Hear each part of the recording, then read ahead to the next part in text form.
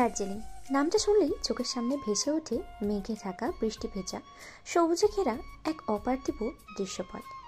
উঁচু নিচু পাহাড়, সারি সারি চা বাগান, ছোট বড় ঝর্ণা, জানা অজানা বনফুল আর মেঘমল্লার আস্তরণে মুড়িয়ে থাকা এই পাহাড়ি শহরটাকেই প্রকৃতি প্রেমীদের স্বর্গরাজ্য বললে খুব একটা ভুল হবে না বইকি। দার্জিলিংয়ে আরও একটি প্রধান আকর্ষণ হলো ব্রিটিশ আমলের তৈরি সেই ৮০ দশকের কয়লা চালিত টয় ট্রেন। সমুদ্রপৃষ্ঠ থেকে প্রায় ৬,৭০০ ফুট উচ্চতায় অবস্থিত এই পাহাড়ি শহরের নামকরণের সুস্পষ্ট কোনো ইতিহাস নেই, তবে লোকমুখে শোনা যায় দার্জিলিং শব্দ থেকেই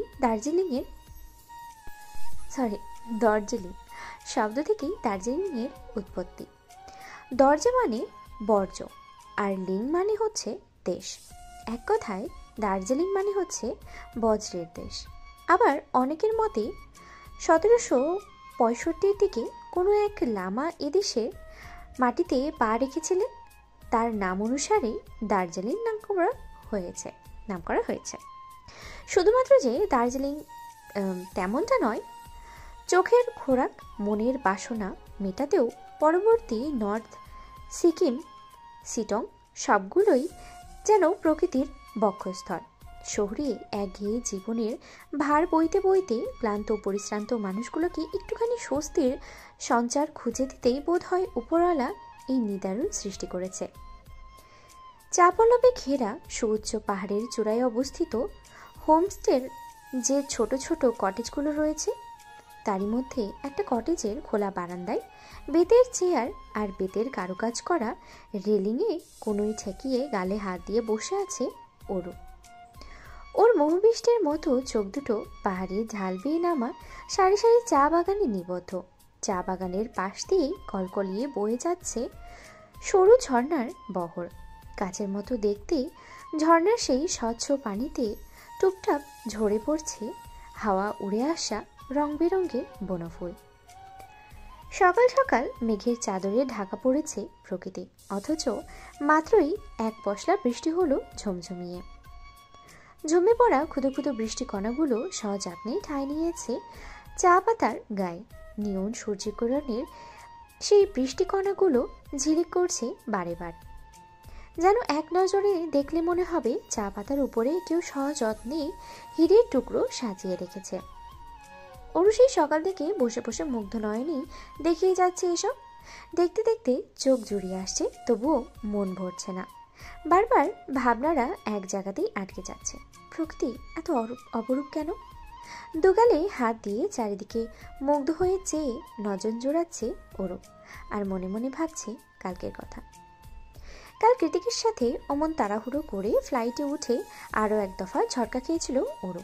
ওরুর পরনে তখন হালকা গোলাপি টপস আর সুতির ঘাগড়া ছিল। লম্বা চুলগুলো ছিল ক্লাচার দিয়ে বাঁধা। ওর পেছনে পেছনেই উঠেছিল কৃতিক। ফ্লাইটে ওঠার পরেও কৃতিক এমন একটা ভাব করেছিল যে অন্য আরেকটা দেশে নয়, বরং মতিঝিল থেকে হাতের ঝিলে যাচ্ছে। চারিদিকের পরিস্থিতিতে একটুও মাথা ব্যথা নেই, আর না আছে কোনো হেলদোল।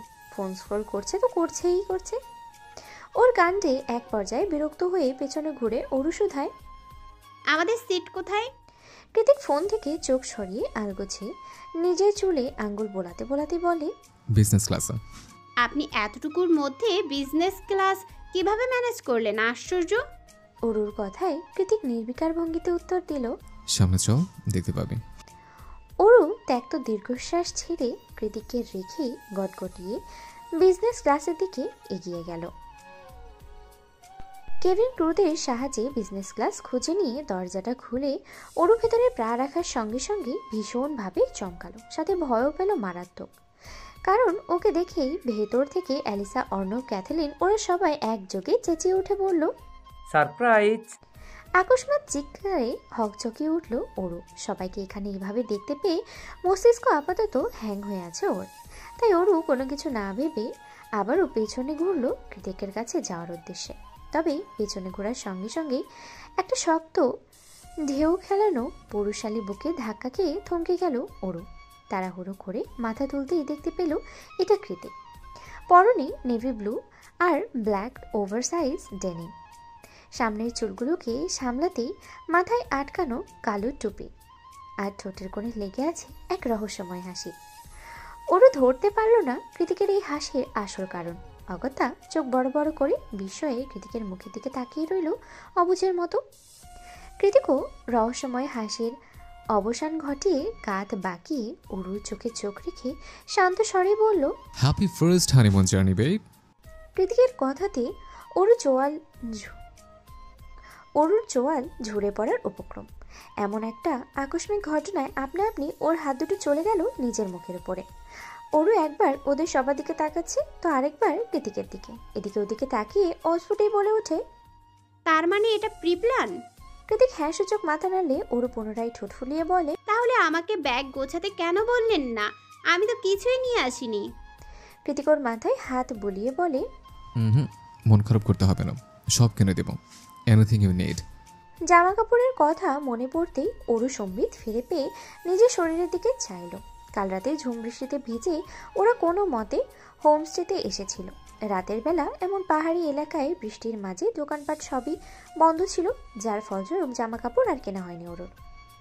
রাতে টপস খুলে গায়ে কৃতিকের হুডি চড়িয়েই ঘুমিয়েছিল, আর এখনও সেভাবেই। কিন্তু এভাবে আর কতক্ষণ বসে থাকবে ও? তাছাড়া কৃতিকও তো কোনো জামা কাপড় আনেনি। জামা কাপড় তো দূরে থাক, টুথব্রাশ টুথপেস্ট এটা পর্যন্ত ওদের কাছে নেই। বিষয়টা বোধগম্য হতেই বারান্দা ছেড়ে বেডরুমে প্রবেশ করলো অরু। কৃতিক এখনো কমফোর্টার মুড়ি দিয়ে খালি গায়ে ঘুমাচ্ছে। বিয়ের বয়স বেশ কয়েক মাস হলেও অরু কৃতিকের একসাথেই এক ঘরে রাত্রি যাপন করা হয়েছে হাতে গোনা কয়েকবার মাত্র। সেখানে কাল রাতে ওরা দুজন সত্যিকারের আর 5টা স্বামী স্ত্রীর মতোই একসাথে এক ঘরে এক বিছানায় ঘুমিয়েছে। বিষয়টা অরুর চিত্তে প্রশান্তির ঝড় বইয়ে দেয়। হৃদয় নিংড়ানো ভালোবাসাটুকু উগড়ে আসে বারবার। হঠাৎ মনে হতে থাকে, উনি সত্যি আমার পাশে, সত্যি অবিশ্বাস্য। ওরও যে কয়েকদিনই কৃতিকের সাথে ঘুমিয়েছে, ও খেয়াল করেছে কৃতিক সবসময় উপর হয়ে ঘুমায়। ওর চওড়া পুরুষালী পৃষ্ঠদেশ কখনো কমফোর্টারের আড়ালে ঢাকা পড়ে না। বিষয়টা বরাবরই ওর আকর্ষণ কেড়ে নিতে সক্ষম। এই লোক ঘুমের মাঝেও ম্যানলি আচরণ করে। ওরও ভেবে পায় না কৃতিক এমন কেন, একটু কি কিউট হওয়া যায় না? সবসময় ডার্ক চকলেট হতে হবে তাকে? একটু একটু মিল্ক চকলেট হলে ক্ষতি কি? অরুর মন গহীনে অযাচিত প্রশ্নের উত্তর দিল না গাঢ় ঘুমে বিভোর হয়ে থাকা কৃতিক। অরু মনের ভাবনা মনে পুষে রেখেই এগিয়ে গিয়ে কাঠের তৈরি তকতকে মেঝেতে হাঁটু মুড়ে কৃতিকের শিওরে বসে পড়ে। এরপরে হাত বাড়িয়ে ওর ঘাড় ছুঁই ছুঁই এলোমেলো চুলগুলোকে নিজের নরম তুলতুলে আঙুল চালাতে চালাতে আনমনেই বলে ওঠে, আমার কেন যেন বিশ্বাস হচ্ছে না আপনি আমার এতটা কাছে। আপনি কি সত্যি সেই জায়ান্ট কৃতিক যার বিছানায় ভুল করে ঘুমিয়েছিলাম বলে আমাকে চোখ দিয়েই ভস্ম করে দিয়েছিলেন? আপনি কি সেই জায়ান্ট কৃতিক যার সামনে একটু আওয়াজ করে কেঁদেছিলাম বলে আমাকে কনকনে ঠান্ডার মাঝেই বাইরে বের করে দিয়েছিলেন? আমার তো এখনো সেই শুরু থেকে এই পর্যন্ত চোখ বন্ধ করলে মনে হয় সবটা স্বপ্ন। এত ভালোবাসা, এত আবেগ, আপনার এই মাত্রাতিরিক্ত আসক্তি, সব কিছু আমার মতিভ্রম মনে হয় মাঝে মাঝেই, যেন এক্ষুনি ভ্রম কেটে যাবে আমার। আর আপনিও আমাকে রেখে হারিয়ে যাবেন সেই দূর ক্যালিফোর্নিয়ায়। দিন যাবে, মাস যাবে, বছর যাবে, আপনার দেখা আর আমি পাবো না। সেই আগের মতো এরোর মুখে শুধু নামটাই শুনবো আপনার, কৃতিক কুঞ্জের ছোট সাহেব জায়ান্ট কৃতিক চৌধুরী। কিন্তু এবার তো আমি আর সহ্য করতে পারবো না সেই দহন। বলুন, সত্যি বলছি, তেমনটা হলে আমি মরেই যাব।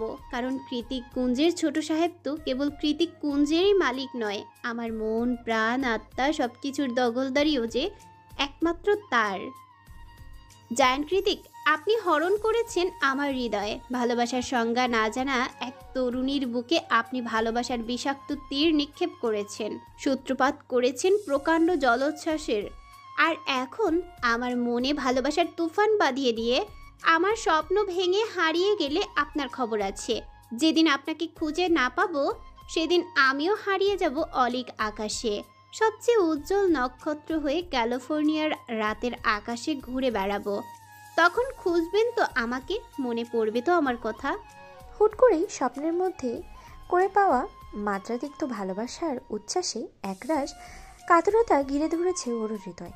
এতটা সুখ ওর কপালে সইবে কি না তা নিয়েও সন্দিহান মেয়েটা। ওর পাশে জায়ানকৃতিক মানে অমূল্য সম্পদ, যা ও না চাইতেও নিজের করে পেয়েছে। হারিয়ে যাওয়ার ভয় তো একটু থাকবেই। এই মুহূর্তেই সেই ভয়ে জর্জরিত হয়ে টুপটাপ অশ্রুকণা বিসর্জন দিচ্ছে ওরও। ক্রন্দনরত অরুর ফোপানোর আওয়াজে ঘুমের মাঝে একটু নড়েচড়ে উঠল কৃতিক। ঘুম ঘুম গলায় অস্ফুট আওয়াজে ডেকে উঠল অরুকে। বেবি, কোথায় তুই? কৃতিক মাত্রই নড়েচড়ে উঠেছে দেখে অরু তাড়াহুড়ো করে চোখের পানিটুকু মুছে নিজেকে স্বাভাবিক করে শান্ত স্বরে বলল, এই যে উঠুন, এবার শপিংয়ে যেতে হবে তো। আমাদের পড়ার কিছু নেই তো এখানে, বাথরুম ছাড়া। অরুর কথায় পাছে কৃতিক বালিশে মুখ ঘষতে ঘষতে হাসকি স্বরে বলল, কেন নেই কেন? কালকে তো কিছু করিনি। অরু এবার উঠে দাঁড়িয়ে বিরক্ত স্বরে বলল, কাল যে এক কাপড়ে দার্জিলিং চলে এলেন তা ভুলে গিয়েছেন? অরুর কথায় এতক্ষণে টনিক নড়ল কৃতিকের। তবে ওর মধ্যে শপিংয়ে যাওয়ার কোনো রূপ হেলদোল দেখা গেল না। ও শরীরের কমফোর্টারটা আর একটু ভালোভাবে গায়ে চড়িয়ে নতুন উদ্যমে ঘুমাতে ঘুমাতেই অস্ফুট আওয়াজে বলল, ওয়ালেটে ইন্ডিয়ান কার্ড আছে, যেটা খুশি নিয়ে যা। আমি এলিসাকে ফোন করে বলে দিচ্ছি, ও তোর সাথে যাবে। এই অচেনা দেশে শুধুমাত্র এলিসা আপুকে ভরসা করে আপনি আমাকে একা ছেড়ে দেবেন? কৃতিক জুৎসই আরাম করে শুয়ে বলল, আমি সঙ্গে গেলে ঠিক তোকে যেভাবে আগলে রাখতাম এলিসা সেভাবেই রাখবে। I believe in her. এখন যা তো, ঘুমাতে দে, অত রাইড করতে পারবো না। আপনি এখানেও রাইডিংয়ে যাবেন, তাও এই পাহাড়ি রাস্তায় বৃষ্টির মধ্যে? হুম। অরুর কথার প্রতি উত্তরে ঘুমের দেশে তলিয়ে যেতে যেতে জবাব দিল কৃতিক। অরু শপিংয়ের উদ্দেশ্যে বেরিয়েছে অনেকক্ষণ। বেলা বেজেছে 10টা কি 11টা। কৃতিক এখনও ঘুমে তলিয়েছে। কি জানি কতদিনের ঘুম একসাথে ঘুমাচ্ছে ও। তবে কৃতিকের এই আরামের ঘুম বোধ হয় খুব একটা সহ্য হলো না ওর ব্যাংক ম্যানেজারের। সেই সকাল থেকে মুঠোফোনে ভাইব্রেশন বাজিয়ে ম্যানেজার সাহেব কল দিয়েই যাচ্ছে তো দিয়েই যাচ্ছে। ভাইব্রেটের কাপা আওয়াজে এক পর্যায়ে ঘুম ছুটে গেল। নড়েচড়ে উঠে ফোন রিসিভ করলো কৃতিক। ওপাশ থেকে হ্যালো বলার সঙ্গে সঙ্গে ম্যানেজার সাহেব সালাম জানিয়ে উদ্বিগ্ন কণ্ঠে বলে ওঠে, স্যার, আপনি বোধহয় ঘুমিয়ে। বিরক্ত করার জন্য দুঃখিত sir, but sir it's urgent. হ্যাঁ বলুন। কৃতিকের অনুমতি পাওয়ার সঙ্গে সঙ্গে লোকটা বলল, স্যার, সকাল সকাল আপনার ব্যাংক অ্যাকাউন্ট থেকে কয়েক লক্ষ টাকা উইথড্র করা হয়েছে। কৃতিক মুখ থেকে একটু বিরক্তিকর আওয়াজ বের করে বলল, সো হোয়াট? ম্যানেজার সাহেব ভেবেছিল কৃতিক হয়তো অবাক হবে কিংবা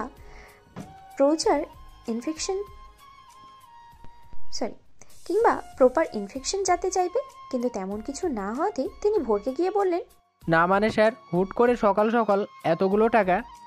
ম্যানেজারের কথা শেষ হওয়ার আগে কৃতিক মাঝপথে বলে ওঠে, don't worry, it's just my wife.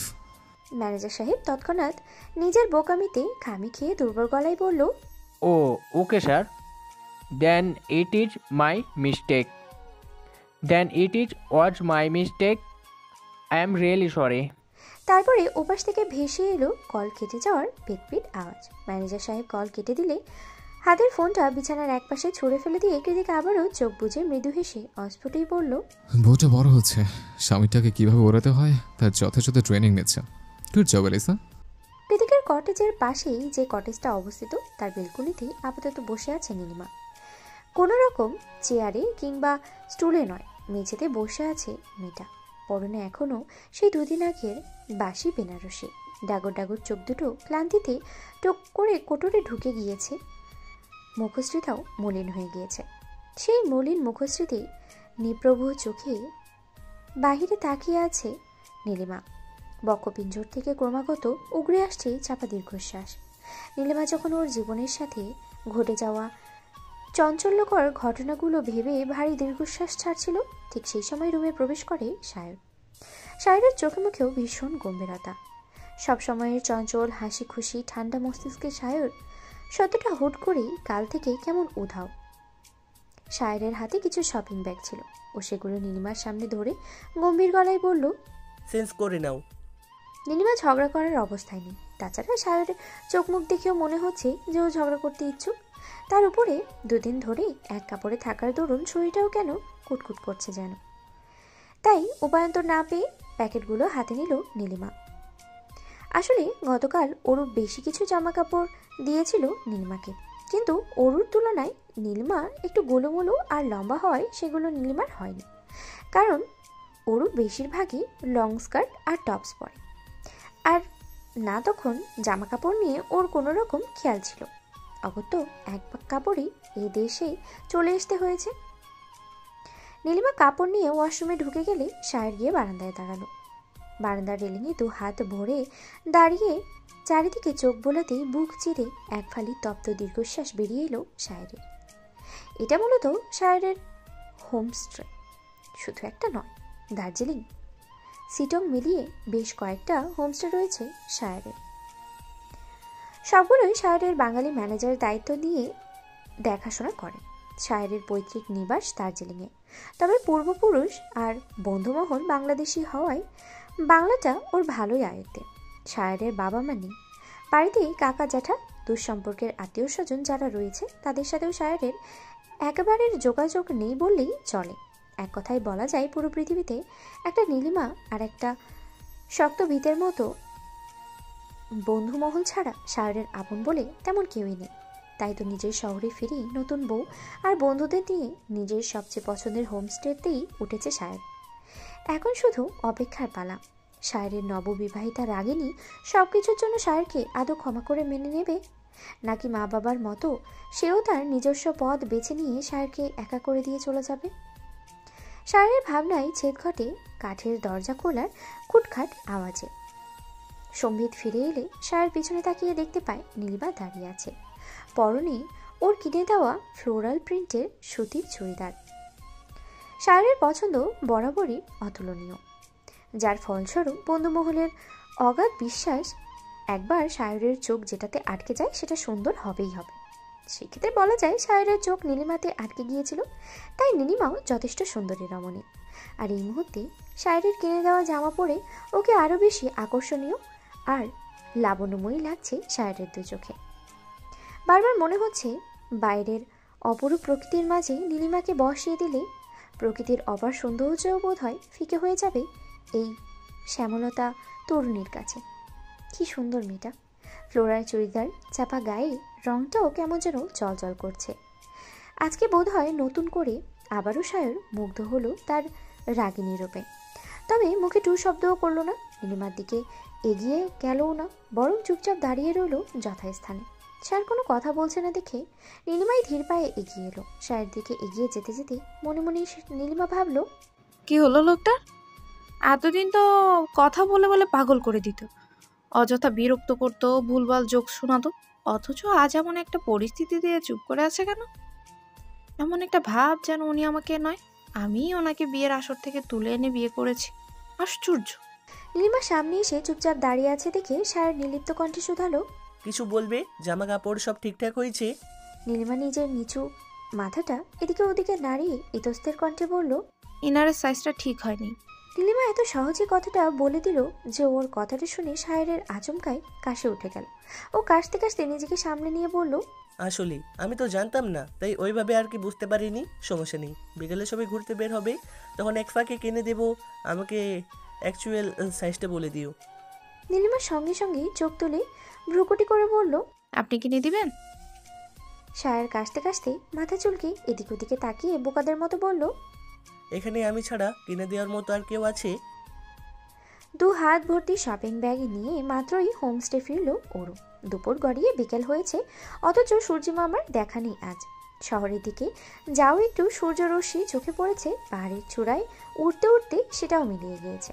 চারিদিকে মেঘাচ্ছন্ন, পেঁজা তুলার মতন মেঘেদের ভেলার সবুজ চা বাগানটাকে গাঢ় সবুজ লাগছে। কি অপরূপ দৃশ্য! ওরু আরও এক দফা মুগ্ধ হতে হতেই কটেজে ফিরে এলো। দরজা খুলে ভেতরে প্রবেশ করে শপিং ব্যাগগুলো একপাশে রেখে ওরু এদিক ওদিকে কৃতিককে খুঁজতেই ব্যস্ত হয়ে পড়ে। ও এমন একটা পর্যায়ে আছে যে কৃতিককে ঠিক কী বলে সম্বোধন করবে সেটা ভেবে পায় না।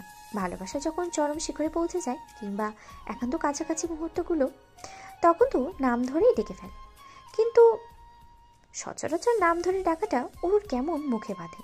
কারণ সম্পর্ক যাই হোক, কৃতিক ওর চেয়ে 12 বছরের বড়। এদিকে কিছু একটা বলে ডাকা যাচ্ছে না দেখে ওরও চোখ দিয়ে খুঁজে বেড়াচ্ছে বারংবার। এক পর্যায়ে উপায়ন্তর না পেয়ে ওর ভাইয়া বলেই ডেকে উঠল কৃতিককে। কৃতিক ভাই শুনছেন? কোথায় আপনি? ওরও ডেকে ওঠার সঙ্গে সঙ্গেই কৃতিক ওকে টান মেরে বারান্দায় নিয়ে এসে দেয়ালে চেপে ধরল। কপালটা ভীষণভাবে কুঁচকে রেখে শক্ত গলায় বলল, কে তোর ভাইয়া? ওর মুখে জবাব নেই। ও তাকিয়ে আছে কৃতিকের দিকে। আজ এই প্রথম কৃতিকে গ্লাস পড়তে দেখলো ওরও। চিকন ফ্রেমের বড় বড় দুটো জুৎসই গ্লাসে তাকে মারাত্মক সুদর্শন লাগছে। আজকাল ল্যাপটপে কাজ করলেই চোখে গ্লাস লাগায় কৃতিক, আর এই মুহূর্তে চশমা পরিহিত কৃতিককে এতটা কাছে দেখে শুষ্ক একটা ঢোক গিলল ওরও। পরক্ষণেই ভিতরে উথাল পাতাল অবাধ্য অনুভূতিগুলো দমাতেই চোখ নামিয়ে নিল নিচে। চাইল ওরও নিজে চেয়ে আছে দেখে কৃতিক ওর দিকে সামান্য গ্রীবা নামিয়ে হিসিয়ে বলল, কে তোর ভাইয়া? অ্যান্সার মে। ওরও জবাব দিল না। মাথা নিচু করে ঠোঁট কামড়ে দাঁড়িয়ে রইল শুধু।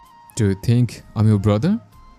কৃতিকের কথায় ওরও এবার তাড়াহুড়ো না সূচক মাথা নাড়লে কৃতিক পুনরায় বলে, ওকে ফাইন, তাহলে আমার গ্লাস খোলো।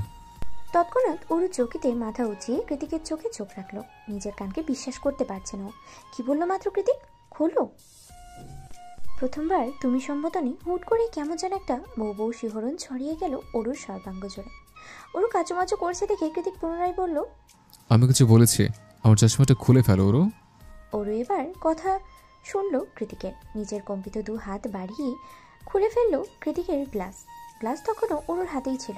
কৃতিক আর সেটাকে রেখে দেওয়ার অপেক্ষা করলো না। তার আগেই ধৈর্যহারা হয়ে তড়িৎ গতিতে অধর ডুবালো ওরুর ওষ্ঠধরে বাহাজে।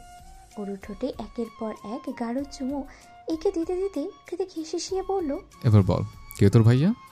ভাইয়ারা কি বন্ধুর সাথে এমন কিছু করে যা আমি করছে? ওরু তৎক্ষণাৎ চোখ খিচে নাসূচক মাথা নাড়ল।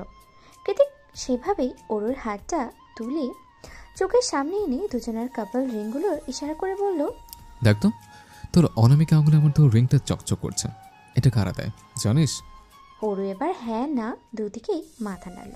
কৃতিক এক হাতে ওর তুলে কোমল বাঁকানো কোমরটা শক্ত করে চেপে ধরে বলল, লাভাররা, আমি তো লাভার, তাই তোকে এটা দিয়েছে। এটার মানে হচ্ছে তুই শুধু আমার প্রপার্টি, তোকে আর কি অ্যাপ্রোচ করতে পারবে না, নো ওয়ান। কৃতিকের কথায় ওকে শান্ত করার উদ্দেশ্যে অরুর চোখ বুঝে জলদি জলদি হ্যাঁ সূচক মাথা নাড়ল। কৃতিক এবার অরুর বন্ধ চোখের দিকে তাকিয়ে বাঁকা হেসে দু হাতে ওর টপসটা ধরে ধীরে ধীরে উপরে তুলতে শুরু করে। এই পর্যায়ে এসে আকস্মাৎ চোখ খুলে কৃতিকের দু হাত চেপে ধরল অরু। কৃতিক সঙ্গে সঙ্গে অরুকে ছেড়ে দিয়ে দু পকেটে হাত গুজে একটা দীর্ঘ শ্বাস ছাড়ল। তারপরে টেবিল থেকে এক গ্লাস পানি নিয়ে ঢকঢক করে সেটা পান করে ধপ করে বসে পড়ল বেতের চেয়ারে। ওর একটু মাথা তুলে কৃতিকের আগাগোড়া পরখ করে মিনমিনিয়ে শুধালো, রাগ করছেন? কৃতিক জবাব দিল না। অরুকে টেনে এনে নিজের অরুর উপরে বসিয়ে ওর কাঁধে নাক ঘষতে ঘষতে অসহায় স্বরে বলল, আর কতদিন heartbeat? It's bothering me, I can't. Kritik বেশ বিরক্ত। ব্যাপারটা বুঝতে পেরে অরু নরম সুরে বলল, আমি সরি। অরুর হঠাৎ ক্ষমা প্রার্থনায় কৃতিক নিজের মাথা তুলে শুধালো, তুই কেন সরি হচ্ছিস? এই যে বারবার আপনার মেজাজ খারাপ করে দেওয়ার জন্য। অরুর কথায় কৃতিক জিভ দিয়ে অধর ভিজিয়ে নিজেকে সামনে নিয়ে ঠোঁটের ভাঁজে কিঞ্চিত হাসি রেখা টেনে বলল, ইটস ন্যাচারাল, এতে আমি মন খারাপ করিনি। তুই বড় হয়ে গিয়েছিস, এটা আমাদের দুজনের জন্য ঠিক কত বড় ব্লেসিং সেটা ভবিষ্যতে বুঝতে পারবি। এখন চল। অরু অবাক হয়ে প্রশ্ন ছুড়ল, কোথায় যাব?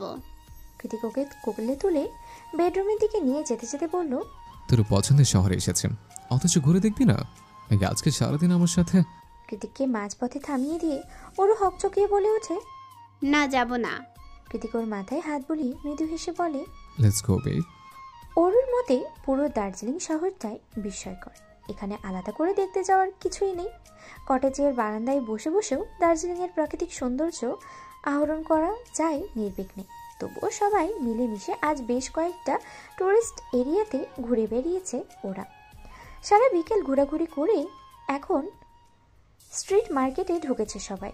কৃতিক ভিড় ভাট্টার মধ্যে নেই, তাই একটা বাইক রেন্ট করে ওরুকে নিয়ে সোজা বেরিয়ে পড়েছে রাইডিংয়ে। পাহাড়ের বাঁকে বাঁকে সরু রাস্তা ধরে খুব ধীর গতিতে রাইড করছে কৃতিক। পাছে না বড় বড় খাদ দেখে ওরও আবার ভয় পেয়ে যায় সেই চিন্তায়। কয়েক ঘন্টার রাইডিং শেষে ওরা যখন আবার শহরমুখী হলো তখনই পেট্রোল নিতেই পেট্রোল পাম্পে ঢুকে পড়ে কৃতিক। ও অরুকে একটা জায়গায় দাঁড় করিয়ে বলল, বেবি ওয়েট আ মিনিট, ওকে? অরু হ্যাঁ সূচক মাথা নাড়িয়ে সায় জানালে কৃতিক গাড়িতে পেট্রোল তুলতে এগিয়ে যায়। কৃতিক যখন নিজের কাজে গভীর মনোযোগী তখন পেছন থেকে একজন অত্যাধুনিক গোছের সুন্দরী মহিলা রিনরিনে আওয়াজে দিকে উঠল ওকে। হেই জায়ান কৃতিক, ওরূপে মিস্টার অভদ্র। পরিচিত অপরিচিতর মাঝে ঝুলতে থাকা এক নারী কণ্ঠস্বর শুনে আস্তে করে ঘাড় ঘোরালো কৃতিক। পেছনে তাকিয়ে চোখ মুখ স্বাভাবিক রেখে স্পষ্ট কণ্ঠে জবাব দিল, ইয়েস। কৃতিক ঘাড় ঘোরানোর সঙ্গে সঙ্গে মেয়েটা আন্তরিকতার স্বরূপ শক্ত করে জড়িয়ে ধরল ওকে। কৃতিকও থতমত খেয়ে ওর পিঠে হালকা হাত ছোঁয়ালো। ওদিকে মেয়েটার কাণ্ডে চোখ বড় বড় হয়ে গেল ওরও। অধর যুগল আলাদা হয়ে গেল আপনা আপনি। দু হাত মুষ্টিবদ্ধ রেখে নিজেকে কোনো মতে সামলে ওর মনে মনে বলল, ওনাকে দিয়ে দিন আপু, উনি আমার, শুধু আমার। মেয়েটা কৃতিককে অভিবাদন সুলভ হাঁক করে একগাল হেসে বলল, চিনতে পেরেছ? I am. কৃতিক একটু চিন্তা করে বলল, শ্রাবণী, রাইট? বাংলাদেশে আমাদের সাথে নর্থ সাউথে পড়তেন। আর তোমার বোন তো সান ফ্রান্সিসকোতে পড়াশোনা করে, শাওনি আর সামথিং। শ্রাবণী হেসে বলল, হ্যাঁ, ও দেশে এসেছে বলেই দার্জিলিংয়ে বেড়াতে আসা। বাই দ্য ওয়ে, তোমার খবর কি? সেই যে নর্থ সাউথ থেকে গ্র্যাজুয়েশনের আগেই বেরিয়ে গেলে, তারপর তো আর কোনো খোঁজ খবরই পেলাম না। কৃতিক হাতের কাজ সারতে সারতে বলল, এই চলছে। বিয়ে করেছো? শ্রাবণীর কথায় কৃতিক হ্যাঁ সূচক মাথা নাড়িয়ে পাশ ঘুরে আঙ্গুল দিয়ে ইশারা করে বলে, ইয়েস, মিট মাই ওয়াইফ। কথা মাঝপথেই আটকে গেল কৃতিকের, কারণ ওরও এখানে নেই। এখানে তো দূরে থাকার পুরো পেট্রোল পাম্পের আশেপাশেও নেই। চারিদিকে চোখ বুলিয়ে কৃতিক শ্রাবণীকে তৎক্ষণাৎ বিদায় জানিয়ে বলল, আমি আসছি। শ্রাবণীর উপর নিচ মাথা নাড়ল। কৃতিক দ্রুত চলে যায় সেখান থেকে। কৃতিক চলে যেতেই শ্রাবণী কাঁদো কাঁদো গলায় বিড় বেড়ালো, আমার ক্রাশেরও বিয়ে হয়ে গেল। গাড়ি থেকে নেমে পেছন দিক দিয়ে সায়নী বলে উঠল, ওইটা আমারও ক্রাশ দি ভাই। তার চেয়ে বড় কথা, জেকে স্যারের ওয়াইফ আমার ভালো ফ্রেন্ড। শ্রাবণী দীর্ঘশ্বাস ছেড়ে বলল, আমরা মেয়েরা সব সময় রেড ফ্ল্যাগের প্রেমেই পড়ি কেন বলো তো? সায়নী ঠোঁট উল্টে শান্ত স্বরে বলল, নোস। রাস্তার এদিকে ওদিকে খুঁজতে খুঁজতে অবশেষে অরুর দেখা পেল কৃতিক। ও দেখল দুই হাঁটুতে মুখ গুজে ফুটপাতে বসে আছে অরু। এভাবে অরুকে বসে থাকতে দেখে কৃতিক এগিয়ে এসে বলল, কি হয়েছে? এখানে বসে আছিস কেন? তুই যে এত দূর চলে এলি, একবার আমাকে বলে এসেছিস? এমন একটা অচেনা জায়গা আমাকে না চেনে এত দূর চলে আসা? কৃতিকের আওয়াজ পাওয়ার সঙ্গে সঙ্গে অরু উঠে দাঁড়ালো। অতঃপর ওর কথার কোনোরূপ জবাব না দিয়ে এক প্রকার অগ্রাহ্য করে হাঁটা ধরল অন্যদিকে। অরুর এমন কাণ্ডে পেছন থেকে কৃতিক ডেকে চোয়াল শক্ত করে দৃঢ় গলায় বলল, অরু, কোথায় যাচ্ছিস? অরু যেতে যেতে জবাব দিল, আপনি থাকুন আপনার বান্ধবীকে নিয়ে, আমি চললাম। অরুর কথায় একটা চাপা দীর্ঘশ্বাস বেরিয়ে এলো কৃতিকের বুক ছেড়ে। অতঃপর অনেকটা জিদি গলায় অরুকে উদ্দেশ্য করে কৃতিক বলে উঠল, যেখানে খুশি যা, তার আগে বল তোকে ছাড়া কিভাবে বাঁচবো সেটা শিখিয়ে দিয়ে যা। এবার হাঁটার গতি পুরোপুরি থেমে গেল অরুর। আর এক পাও সামনে বাড়ানোর শক্তি নেই ওর। ও ওখানেই আটকা পড়েছে। কৃতিকের প্রণয়শক্তির অদৃশ্য শিকলে বাধা পড়েছে ওর পা দুটো। অরু দাঁড়িয়ে পড়েছে দেখে কৃতিক একটু একটু করে এগিয়ে গিয়ে পিছন থেকে শক্ত করে গলা জড়িয়ে ধরল অরুর। এরপর ওর কানের কাছে ঠোঁট নিয়ে হাসকি স্বরে বলল, আমার ছেড়ে কোথায় যাবি তুই? আমি যেমন অতিরিক্ত ভালোবাসা দিই, তেমনি কষ্টটাও অতিরিক্ত দিই। মাইন্ডেড। আজকে প্রথমবার, তাই ওয়ার্নিং দিলাম। দ্বিতীয়বার আমাকে ছেড়ে যাওয়ার কথা উচ্চারণ করার স্পর্ধা দেখানোর আগেই তুই শেষ। রিপিট, মেরে ফেলবো একদম। দুদিন ধরে ভারী বর্ষণ। দার্জিলিংয়ের সবুজ স্নিগ্ধ আবহাওয়ার ভারী বর্ষণের ফ্যাকাশে রূপ ধারণ করেছে। আকাশ জুড়ে দাবিয়ে বেড়াচ্ছে বুনো মহিষের পাত। কখনো দিন আর কখন বা রাত তা ঠাউর করার দায় হয়ে পড়েছে। 2 দিন বৃষ্টিতে হোমস্টের কটেজ থেকে বেরোতে না পারলেও পাহাড়ের চূড়ায় মেঘেদের ভেলার সাথে খুনসুটি জমিয়ে বৃষ্টিমুখর দিনগুলোকে খুব একটা খারাপ কাটেনি অরুদের। ওরা কখনো একসাথে বসে মনোপলি খেলায় পেতেছে, আবার কখনো গিটারের টুংটাং আওয়াজের সাথে তাল মিলিয়ে নিঃসংকোচে গান ধরেছে একই সুরে। মুষলধারার বর্ষণ কিছুটা কমে এলে ছেলেরা তাড়াহুড়ো করে গাড়ি নিয়ে বেরিয়ে শহরের দিক থেকে খাবার কিনে এনেছে, আর মেয়েরা খুব যত্ন করে সেগুলো রান্না করে সবাইকে পরিবেশন করেছে। এক এক দেশের এক একজন মিলেমিশেই যেন আস্ত একটা পরিবার ওরা। নিজেদের বউকে কিছুটা ফুসরত দিতে কখনো বা পার্সেলও নিয়ে এসেছে ছেলেরা। একসাথে মিলেমিশে গল্প, আড্ডা, খুনছুটি, দুষ্টুমি, অতপর দিন শেষে যে যার মতো জোড়ায় জোড়ায় ফিরেছে নিজেদের জন্য বরাদ্দকৃত কটেজে, হয়তোবা ভালোবাসার মানুষের সাথে মধুরাত যাপন করতে, নয়তো বনের মাঝে দমিয়ে রাখা একরাশ কাতরতা আর হতাশা নিয়ে ঘুমের দেশে পাড়ি জমাতে। আর এভাবেই পার হয়েছে ওদের দার্জিলিংয়ের ঘরবন্দি 2 দিন। আজ সারাদিন বৃষ্টি নেই, তবে আকাশ গুমট হয়ে ধূসর রং ধারণ করে আছে। এই তো কিছুক্ষণ হলো দিনের সূক্ষ্ম নিয়ন আলোটাকে আধারের পর্দা টেনে দিয়ে সন্ধ্যা নেমে এসেছে ধরণী জোরে। বাইরে মেঘ ডাকার গোড়গোড়ে আওয়াজ হচ্ছে, এক পশলা ঝুম বৃষ্টি এক্ষুনি নেমে এলো বলে। আর ভেতরে আঙ্গুলের ভাঁজে শাড়ির কুচি ধরে কোমরে গুজতে ব্যস্ত লতানো মোহনীয় শরীরের অধিকারিণী সদ্য যৌবনে পা রাখা মারাত্মক এক রূপসী যুবতী। টকটকে লাল শিফনের শাড়িটা কোনো মতে পরা হয়ে গেছে। অরু ব্যস্ত হাতে আঁচল ঠিক করতে শুরু করে। প্রথমে সবসময়ের মতো আঁচলটাকে বাহু থেকে ছেড়ে দিলেও আজ কী ভেবে যেন আঁচল গুটিয়ে পড়ল কাঁধের উপরিভাগে, যার দরুন এক ফালি নির্মেদ কোমরের রহস্য উন্মুক্ত হয়ে গেল। হাতের কাজ শেষ করে ওরও ঘুরে দাঁড়ালো কটেজের দেয়ালে লাগানো অত্যাধুনিক গোলাকার আয়নার দিকে। সেখানে ভেসে উঠেছে এক লাস্যময়ী সুন্দরী রমণীর নিদারুণ প্রতিবিম্ব। আয়নার প্রতিবিম্বতে নিজেকে সুন্দরী আবিষ্কার করে নিজেই লাজুক হাসলো ওরু। তারপরে কাঠের স্টুল টেনে বসে পড়ল, মাথা ভর্তি রেশনের মতো চুলগুলো আঁচড়াতে। চুল চিরুনি চালাতে চালাতেই ওরু ভাবতে লাগলো আজ সারাদিনের কথা। আজ বৃষ্টি ছিল না বলেই 2 দিন বাদে সবাই মিলে বেরিয়েছিল ওরা। স্যাঁতস্যাঁতে আবহাওয়ার মাঝেই রক গার্ডেন, রেইনবো ফলস, পাম ফরেস্ট সবখানি একটু করে ঢু মেরেছে। আবারও শহরের দিকে ফিরে এসেছে ওরা সবাই মিলে। যেহেতু শহরটা শায়ারের, তাই আজকের ট্যুর গাইডও শায়ার। ও সবাইকে এটা ওটা দেখাতেই ব্যস্ত। ওদিকে সারাদিন অরু, নীলিমা আর অ্যালিসা একসাথেই ছিল। আগমনটা যেভাবেই হোক না কেন, হুট করে নিজেদের সামনের শহরে পা রেখে 2 বান্ধবী পুলকিত ওরা, যার ফলস্বরূপ উচ্ছ্বাসের কোনো ঠিক ঠিকানা নেই ওদের। 2 জন হাতে হাত ধরে হাঁটছে, তো কখনো আবার দাঁড়িয়ে পড়ে একজন আরেকজনের ক্যামেরাম্যান হয়ে ছবি তুলে দেওয়ার মোক্ষম দায়িত্ব পালন করছে। এত উচ্ছ্বাস, এত উদ্দীপনার মাঝেও কৃতিকের চোখ মুখ ছিল বিষণ্ণতায় ঘেরা। চাহনিতে ছিল আমাবস্যার মতোই কালো মেঘের ঘটঘটা। সবার মাঝে উপস্থিত থেকেও যেন কিছু একটা নিয়ে খুব হতাশ দেখাচ্ছিল ওকে।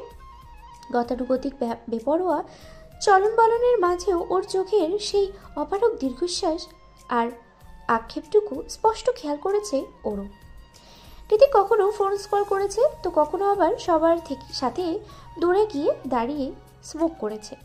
এমনকি পরনের কালো রঙা কুড়িটার চেইনটা যে বক্ষস্থল পর্যন্ত খুলে ভিতরে সাদা স্যান্ডো গেঞ্জিটা দৃশ্যমান, সে খেয়াল অবধিও তার নেই। এত আনন্দের মাঝেও এই সব কিছু চোখ আড়ায়নি ওরও। কৃতিককে এভাবে বিষণ্ণ মুখে দাঁড়িয়ে থাকতে দেখে ওরও যতবারই ওর শুকনো মুখশ্রীর পানে প্রশ্নসূচক দৃষ্টি নিক্ষেপ করেছে, ঠিক ততবারই কৃতিকের চাহনি বুক কেঁপে উঠেছে ওরও। টলটলে দীর্ঘীয় জলের মতো চোখ দুটোকে কি ভীষণ কাতরতা আর অপারগতা তা কেবল অরুই টের পেয়েছে। কৃতিকের এমন ভগ্ন চাহনি দেখলে হৃদয় ভীষণ তোলপাড় করে অরুর। বারবার মনে হয় সবার সামনেই ছুটে গিয়ে কৃতিকের বুকে ঝাঁপিয়ে পড়তে, ওর ভাষা ভাষা চোখের পাতায় আবিষ্কৃত চুমু এঁকে দিয়ে দৃঢ় গলায় বলতে, এই তো আমি তোমার বুকেই আছি, তাহলে কেন এই কাতরতা বলো? কিন্তু সেটা তো সম্ভব নয়, কারণ কৃতিকের মতো ছন্ন ছাড়া বেপরোয়া ওরও নয়। যথেষ্ট লজ্জা আর সংকোচ রয়েছে ওর মাঝে। তাই এবার নীলিমাকে রেখে ধীর পায়ে এগিয়ে গিয়ে অরুর দাঁড়ালো কৃতিকের পাশ ঘেঁষে। ওরও পাশে এসে দাঁড়াতেই চোখ নামিয়ে এক ঝলক ওকে দেখে নিয়ে পুনরায় চোখ সরিয়ে নিকোটিনের ধোঁয়ার কুণ্ডলিতে মন দেয় কৃতিক। কৃতিকের এমন মুড অফ হওয়ার কারণটা যে ও নিজেই তা ভালো মতোই আজ করতে পারছে অরু। তবুও কিছুটা সংকোচ নিয়ে কাঁপা কণ্ঠেই কৃতিককে শুধালো, কি হয়েছে, ঠিক আছেন আপনি? অরুর কথায় কৃতিক আবারও সেই ব্যথাতুর চাহনি নিক্ষেপ করে নরম গলায় জবাব দিল, ঠিক আছে। তারপরে আর কোনো কথা নয়। অর্ণব আর সায়রকে ডাকতে ডাকতে অরুকে এক প্রকার এড়িয়ে ওখান থেকে চলে গিয়েছিল কৃতিক। এরপরে সারাটা দিন অতিবাহিত হলো, অথচ দুজনের একটা বাক্যও কথা আদান প্রদান হয়নি। বেখেয়ালে দুজনে চোখাচোখি হয়ে গেলে কৃতিকের ব্যাকুল চোখ দুটো অরুকে ব্যথা দিয়েছে বারবার। এত আনন্দের সবটাই কেমন ফিকে লেগেছে অরুর নিকটে। অবশেষে সন্ধ্যা নামতেই হৃদয়ের মাঝে একরাশ ব্যথাতুর অনুভূতি নিয়ে কটেজে ফিরেছে অরু। কটেজে ফিরে বেডরুমে প্রবেশ করে আর এক মুহূর্ত অপেক্ষা করেনি ও। দ্রুত ব্যস্ত হয়ে পড়েছে কৃতিকের জন্য নিজেকে সর্বোত্তম সাজে সজ্জিত করার কাজে। বাইরে ঝিরিঝিরি বৃষ্টি হচ্ছে, বৃষ্টির ফোঁটায় ঘনত্ব কম, তাই গায়ে লাগছে না মোটেই। ঝিরিঝিরি বৃষ্টির মাঝেই পাহাড়ের চূড়ার হোমস্টের ফ্রন্ট ইয়ার্ডে কাঠের পাঁচির ঘেঁষে দাঁড়িয়ে আছে অর্ণব, সায়র আর কৃতিক। তিনজনের হাতেই একটা করে সিগারেটের শলাকা। ওদের নিঃশ্বাসের তালে তালে অন্ধকারের মাঝেই সেই শলাকাগুলো জ্বলছে আর নিচ্ছে। নিকোষ আধারে পাহাড়ের ঢালে একাত্ম চোখ বুলিয়ে নিয়ে অর্ণব দৃষ্টি নিক্ষেপ করে সায়রের দিকে। সায়র তখনও নির্লিপ্ত চোখে কালো মেঘাচ্ছন্ন আকাশপানে চেয়ে আছে। সেই সময় অর্ণব হাত বাড়িয়ে ওর পিঠ চাপড়ে বলে ওঠে, নীলিমাকে উঠিয়ে নিয়ে এলি ভালো কথা, এবার কি করবি? কিছু ঠিক করেছিস? সায়র হ্যাঁ সূচক মাথা নাড়িয়ে বলল, ভিসা পাসপোর্টের প্রসেস চলছে, কাজ হলেই ওকে নিয়ে ফিরে যাব। আর তোর পুরানো ঢাকাইয়া শ্বশুর?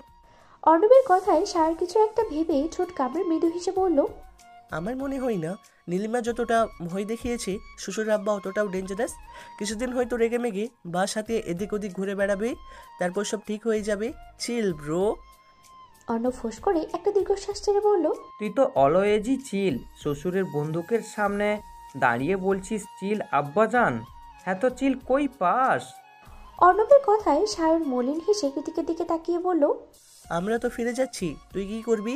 সায়রের কথায় একটা ভীষণ দীর্ঘশ্বাস বেরিয়ে এলো কৃতিকের বুক ছেড়ে। কিছুক্ষণ থম মেরে থেকেও বলল, আপাতত চাচ্ছি না। কোম্পানির অনেক কিছু এখনো আয়ত্তে আসেনি, সব কিছু বুঝে উঠতে আরও বছরখানেক সময় লেগে যাবে, তারপর না হয় ফিরে আসবো। কৃতিকের কথার পাছে অর্ণব ভ্রুকুজ্জিত করে বলে উঠল, কোম্পানি তো তুই হেড অফিস থেকেও সামলাতে পারবি, এখানে থাকতে হবে কেন? কৃতিক বলল, ওরকে নিয়ে ভাবছি আমাদের সম্পর্কটা আরেকটু স্বাভাবিক হোক। আমি ওর অভ্যাসে পরিণত না হলে কোনো কিছুই সম্ভব নয়। নয়তো দেখা যাবে ইউএসএতে ফিরে মা আর আপার জন্য কান্নাকাটি লাগিয়ে দিয়েছে। কৃতিকের কথায় অর্ণব হ্যাঁ সূচক মাথা নাড়ালেও সায়র বাম হাত ঢুকিয়ে দিয়ে বলে উঠল, কিন্তু আরও তো সায়রের কথা জিব্বা অবধি এসেই থেমে গেল, কারণ এই মুহূর্তেই নিজের বাহু দিয়ে ওর গলাটাকে চেপে ধরে আছে কৃতিক। ওর হাতের বাহুটা ছাড়ানোর জন্য সায়র কাইকুই করছে খুব, অর্ণবের কাছেও সাহায্য চাইছে, অথচ অর্ণব মিনমিনিয়ে হাসছে আর স্মোকিং করছে। সায়রকে আরেকটু শক্ত করে চেপে ধরে কৃতিক দাঁত কিটমিটিয়ে বলল, কতবার বলেছে আমার বই না মুখে নেবে না, কথা কানে যায় না। সায়র খ্যাক খ্যাক কেসে উঠে অস্ফুট আওয়াজে বলল, আরে ভাই আমি বিবাহিত, এখন ছাড়। বিবাহিত কেন? 3 বাচ্চার বাপ হলে তুই আমার বইয়ের নাম মুখে আনবি না, ব্যাস। কৃতিকের কথায় সায়র এবার বিরক্ত হয়ে বলল, এমন ভাব করছিস যেন আমার মুখে জীবাণু লেগে আছে। আমি তোর বইয়ের নাম মুখে নিলেই ফসকে পড়বে। হ্যাঁ পড়বে, 100 বার পড়বে, কারণ তুই পুরোটাই একটা মহামারী। আজ থেকে তোর নাম রাখা হলো সায়র ভাইরাস, আর আমি একদমই চাই না আমার ওইটুকুনি বউটা তোর ভাইরাসে আক্রান্ত হোক। দূর হ শালা। কথা শেষ করে সায়রকে ধাক্কা মেরে কাদার মধ্যে ফেলে দিল কৃতিক।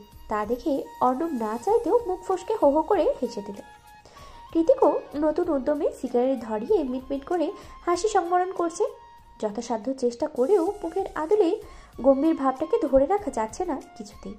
ওদের দুজনের এমন কপটতা আর ষড়যন্ত্র গাড়ির ন্যায় আচরণ দেখে সায়র কাদা ছাড়িয়ে উঠতে নিয়ে আবারও পিছলে পড়ে ঠোঁট উল্টে পড়ল, শালা মির্জাফরের তোল, তোদের কোনোদিন ভালো হবে না। বইয়ের হাতে সকাল সন্ধ্যা উদম মাধ্যম খাবি তোরা, এই আমি অভিশাপ দিলাম। ঘড়ির কাঁটায় টিকটিক আওয়াজ জানান দিচ্ছে রাত তখন 12টা বেজে 1।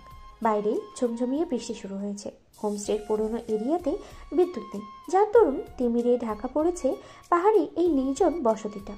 ওরু হাত বাড়িয়ে আলগোছে একটা চার্জার লাইট জ্বালিয়ে দিয়েছে। এখন কিছুটা আলোকিত চারিপাশ। বজ্রবিহীন শান্ত কোমর বাড়িধারা, তাও দমকা হাওয়ার বৃষ্টির ছাট এসে ভিজিয়ে দিচ্ছে কটেজের টকটকে মেঝে। তাই ওরু এবার হুড়মুড়িয়ে এগিয়ে গিয়ে ব্যস্ত হাতে হাট করে খুলে রাখা জানালাটা বন্ধ করে দিল। ওরু যখন রিনিঝিরি চুড়ি বাজিয়ে দ্রুত হস্তে জানালা বন্ধ করছিল, ঠিক তখনই অন্য পাশ দিয়ে চুল থেকে বৃষ্টিকণা ঝেড়ে সরাতে সরাতে এক প্রকার ছুটি রুমে প্রবেশ করেছে কৃতি। রুমে এসে আবছা আলোয় অরুকে না দেখতে পেয়ে গলা ছেড়ে ডেকে উঠল ও। অরু। কৃতিকের আওয়াজ পেয়ে অরু তাড়াহুড়ো হাতে নিজের শাড়িটাতে ঠিকঠাক করে চুলগুলো অনেকটাই ভালো করে পরিপাটি করে হাতে একটা রেড ভেলভেট কেক দিয়ে এগিয়ে গেল মেইন ডোরের দিকে। কৃতিক এখনো একই জায়গাতে ঠাই দাঁড়িয়ে আছে। ওরও এগিয়ে গিয়ে কৃতিকের মুখোমুখি হয়ে দাঁড়িয়ে ওর সামনে কেকটা বাড়িয়ে দিয়ে একগাল হেসে বলল, হ্যাপি বার্থডে হাজবেন্ড, জন্মদিনের অনেক অনেক শুভেচ্ছা আপনাকে। মোমবাতিটা নিভে যাবে, ঝটপট কিছু উইশ করে ফেলুন। আমার আর কিছু চাও নেই। কৃতিকের দু চোখে তখন জলজল করছিল একটুকারও মোমবাতির নিয়ন অগ্নিশিখা, অথচ কেকের দিকে ওর কোনো রকম নজরই নেই। মাদকাতুর অনলে ডুবে যাওয়ার ঘন লাগা দুটো চোখে আটকে গিয়েছে অরুর কাজল কালো চোখ। কৃত্রিম উপায়ে রঙিন করা মেজে দুটো ফিনফিনে ঠোঁটের মাঝে, আর তারপরে ওই আকর্ষণীয় এক ফালি নির্মেদ বাঁকানো কোমর, যা কৃতিকের সুস্থ সবল মস্তিষ্কটাকে অচল বানিয়ে দিতে সক্ষম। আর সেই ঘোরের মাঝেই অস্ফুটে কথাটা বলে ওঠে কৃতিকের কথার পাছে ওরু ভ্রু কুঞ্চিত করে বলল, কিছু চাওয়ার নেই মানে? এ আবার কেমন কথা? অরুর কথায় জবাব দিল না কৃতিক, উল্টে অরুর আগা করে ইশারা করে ওকে প্রশ্ন ছড়ে হাসকিসারি বলল, is it my birthday present babe? ওরও জবাব দিল না। তীব্র সংকোচে মাথা নিচু করে ফেলল তৎক্ষণাৎ। মৌনতার সম্মোহিত লক্ষণ সেটা ভেবেই বাঁকা হাসি খেলে গেল কৃতিকের ঠোঁটের আগালে। ও আচমকা হাত থেকে কেকটা রেখে ওরকে ছো মেরে নিয়ে চলে গেল কটেজের ছাদ খোলা বারান্দায়।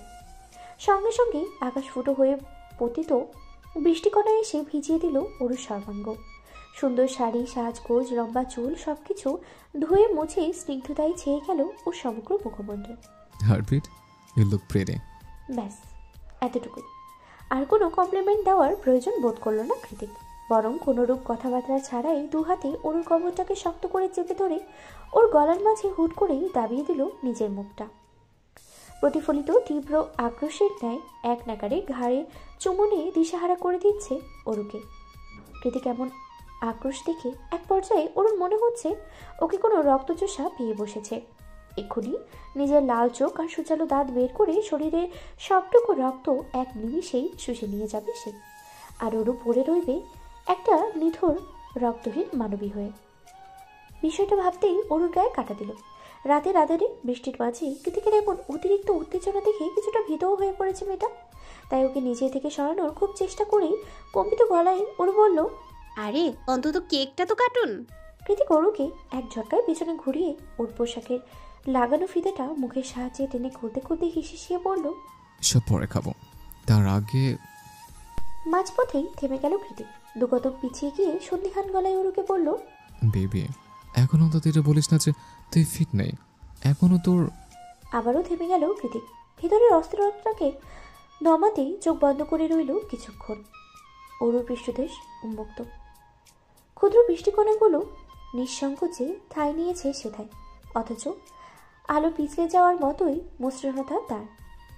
এতক্ষণে তো ওরও ডুবে দিয়েছিল অজানা এক ঘোর লাগা শিহরণে, আর এখন এত ঠান্ডার মাঝেও চোখ মুখ গরমে চলে যাচ্ছে ওর। তবুও কৃতিককে আশ্বস্ত করতে সামান্য ঘাড় ঘুরিয়ে হ্যাঁ সূচক মাথা নাড়ল ওরু। কৃতিকর হ্যাঁ এর মানে বুঝতে না পেরে দৃঢ় গলায় বলে উঠল, এভাবে যন্ত্রণা না দিয়ে মুখে বল, জাস্ট ইউজ ইউর ওয়ার্ড। কৃতিকের ধমকে ওরু কেঁপে উঠে নরম গলায় ডিন্ডিয়ে বলল, ঠিক আছে।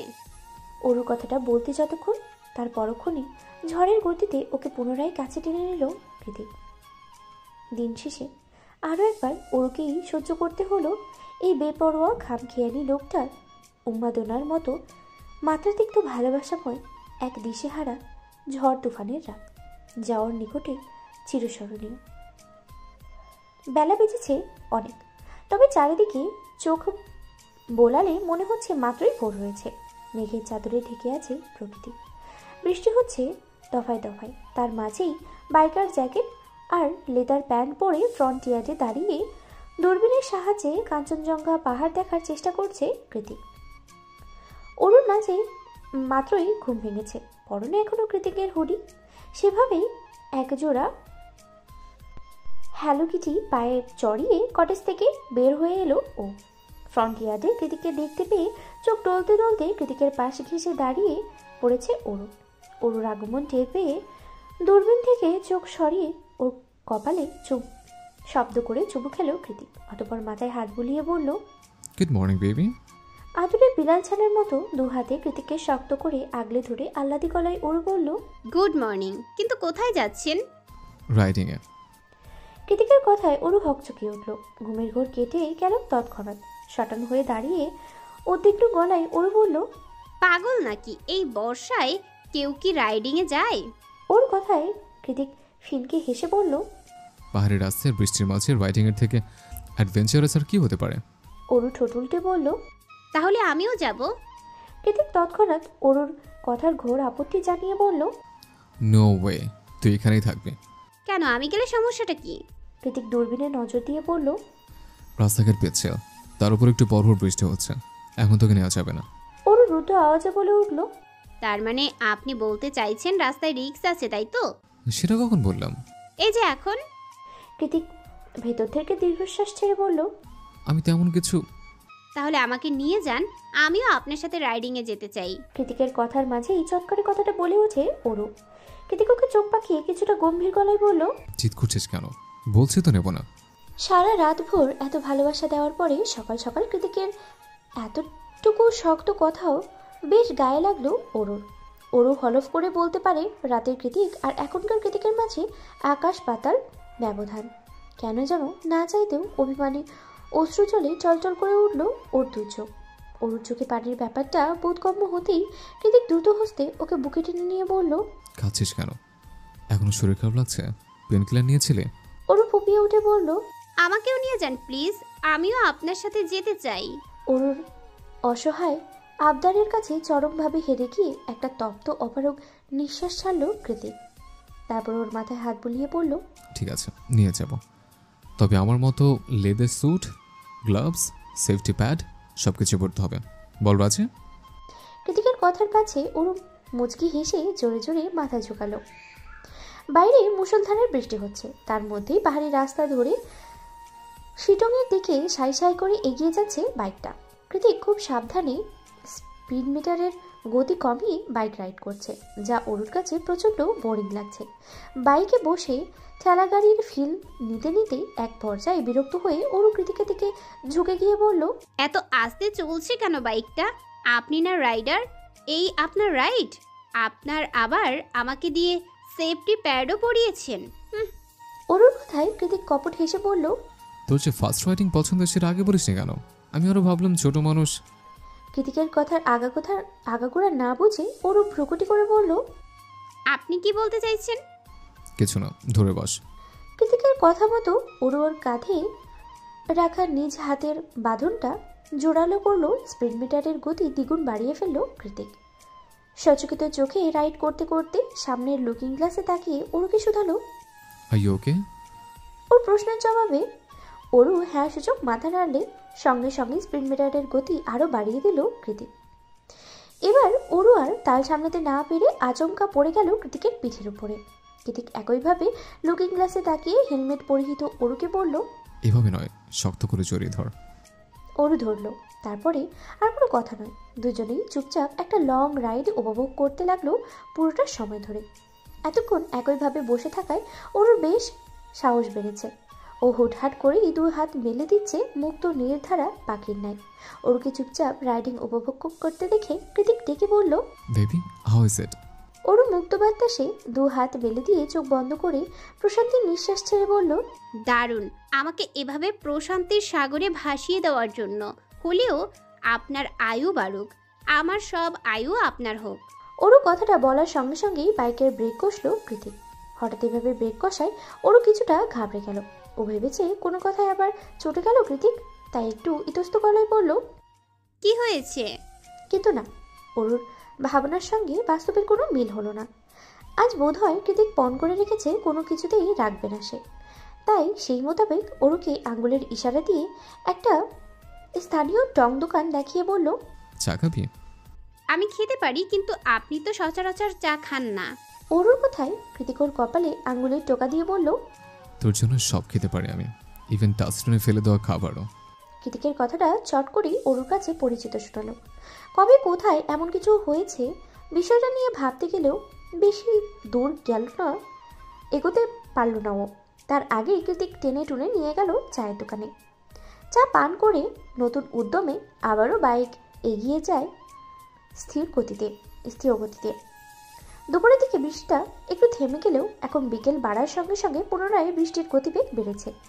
অরুর তাতে কোনো ধরনের মাথা ব্যথা না থাকলেও কৃতিকের কিছুটা চিন্তিত, পাছে না আবার ঠান্ডা লেগে যায় দুজনারই। কৃতিক চুপচাপ রাইড করছে দেখে ওর পেছন থেকে ওর গলা জড়িয়ে ধরে শুধালো, আর কত দূর? কৃতিক ওর প্রশ্নের জবাব না দিয়েই বলল, এভাবে কাছে এসছিস কেন? কন্ট্রোল হারিয়ে ফেলবো তো, তারপর যখন তখন অ্যাক্সিডেন্ট। ওর এদিক ওদিকে মাথা নাড়িয়ে কৃতিকের কথার ঘোর আপত্তি জানিয়ে বলল, মোটেই না, আপনি খুব ভালো করেই রাইড করেন। কত মসৃণ, এত দ্রুত চলেছে, তাও আমি একটুও ভয় পাইনি। তাহলে তুমি করে ডাক। কৃতিকের কথায় ওরও ফিক করে হেসে বলল, আপনার তুমিতে এত দুর্বলতা কেন বলুন তো? কৃতিক বেখেয়ালি বলল, জানি না, তোর মুখে তুমি ডাক শুনতে ভালো লাগে। মনে হয় দুনিয়াতে আমারও আপন কেউ আছে, আমি তার প্রয়োজন নই, কেবলই প্রিয়জন। তুমি। কৃতিকের কথা শেষ হতে না হতেই রিনরিনিয়ে আওয়াজে ভেসে এলো অরুর দিক থেকে। কৃতিক দু চোখ বন্ধ করে প্রশান্তির নিঃশ্বাস ছেড়ে হাসকি স্বরে বলল, আবার বল। অরু কৃতিকের গলাটা আরো শক্ত করে জড়িয়ে ধরে ফিসফিসিয়ে বলল, তুমি তুমি তুমি শুধু আমার জেকে। অরুর মুখে এতবার তুমি ডাক শুনে পুলকিত কৃতিক, তাইও ঘাড় সামান্য ঘুরিয়ে অরুকে কিছু বলতে যাবে তার আগে কিছু একটা নজরে আসতে আচমকা চোখ দুটো বড় বড় হয়ে গেল অরুর। ও দেখলো বৃষ্টির মাঝে ফাঁকা রাস্তা পেয়ে হুট করে কোথা থেকে যেন রং সাইড দিয়ে একটা কাভার্ড ভ্যান ঢুকে পড়েছে রাস্তার মাঝখানে, যার দূরত্ব ওদের থেকে মাত্র কয়েক সেন্টিমিটার বা তার কম। অরুর চোখ বড় বড় হয়ে গেছে। কৃতিক সামান্য ঘাড় ঘুরিয়ে হেলমেটের উপর থেকে অরুর গালে আলতো চুমু খেলো। তৎক্ষণাৎ চেতিয়ে উঠল অরু। দেখে অরুর কথায় কৃতিক আচমকা সামনে তাকিয়ে শরীরের সর্বশক্তি প্রয়োগ করে হ্যান্ডব্রেক কষল, কিন্তু তার আগেই পিচ্ছিল রাস্তায় আর কাভার ভ্যানের ধাক্কায় মিলেমিশে বিশাল দেহি বাইকটা দুটো মানুষ সহই ছিটকে পড়লো পাহাড়ি রাস্তার খাদে। চোখের সামনে প্লাস্টিকের খেলনার মতোই একটা বাইক ছিটকে পড়েছে দেখা মাত্রই কাভার্ড ভ্যানটা দ্রুত গতিতে প্রস্থান করলো সেখান থেকে। তার পরবর্তী মুহূর্তটা একদম শুনশান নীরব, যেন আশেপাশে কিছুই ঘটেনি। লোকালয়ে ছাড়িয়ে এই জায়গাটা বেশ অনেকটা দূরেই অবস্থিত, তাও পাহাড়ির ঢাল। বৃষ্টি হওয়ার দরুন মানুষ তো দূরে থাক, একটা কাকপক্ষীও নেই আশেপাশে। রাস্তা দিয়ে তখনও সরোবরের ন্যায় কলকলিয়ে বয়ে যাচ্ছে জলের ধারা।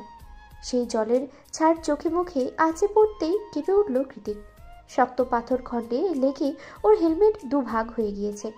ওরও তখনও কৃতিকের বুকের মাঝে চেতনাহীন হয়ে পড়ে আছে। কিভাবে যেন বাইকটা হাত থেকে ছুটে গেলেও ওরকে শক্ত করে বুকে চেপে ধরেছিল কৃতিক, যার দরুন ওর হেলমেটটা এখনো অক্ষত। নিভু নিভু চোখে এক ঝলক ওরকে দেখল কৃতিক। না, ওর হেলমেট ঠিকই আছে।